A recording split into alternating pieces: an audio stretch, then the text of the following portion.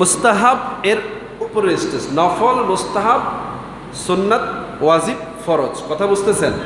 তাহলে মুস্তাহাব কাজ কিছু আমাদের সমাজে আছে না নাই? মুস্তাহাব কাজ বলতে কি? যেমন ধরেন নামাজের একামত হচ্ছে, কি হচ্ছে?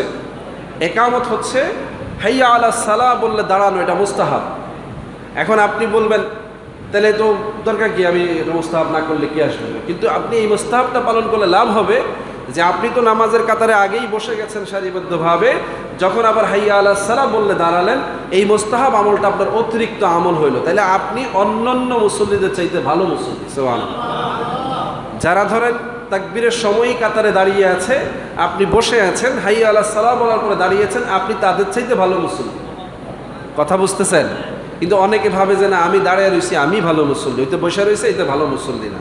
এটা হচ্ছে আমাদের জ্ঞানের কম। উনি একটা আমল বেশি করেছেন, উনি আমার চাইতে ভালো। কি বলেন, ঠিক না? রাসূলুল্লাহ সাল্লাল্লাহু আলাইহি সাল্লামের নাম শোনার পরে তাজিমের সহিত দুরূদ পড়া, সাল্লাল্লাহু আলাইহি ওয়াসাল্লাম, অন্তত এইটুকু পড়া, এটা কি ওয়াজিব, রাসূলের পক্ষ থেকে আদেশ। রাসূল বলছেন এইটুকু যা করবে না, আমার নাম শোনার পরে যে আমার উপরে সালাম বা দুরূদ পেশ করবে না, সে হচ্ছে বখিল। রাসূল বলছেন সে হচ্ছে দুনিয়ার জমিনে সবচেয়ে বড় বখিল। বখিল মানে বোঝেন? কারুন। কারুনের নাম শুনছেন না?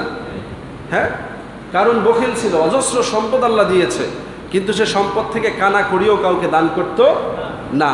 আল্লাহ রাব্বুল আলামিন তাকে তার সম্পদ সহ জমিনের মধ্যে ধসিয়ে দিয়েছেন। এই ধস আজও চলছে। রাসূল বলছেন কিয়ামত পর্যন্ত সে শুধু জমিনের তলদেশে ঢুকতেই থাকবে। সেই কত শো বছর আগে তার ঢুকা শুরু হয়েছে, জমিনের নিচের দিকে যাচ্ছে যাচ্ছে যাচ্ছে, কিয়ামত পর্যন্ত যাবে। সেই কারণ হচ্ছে বখিল।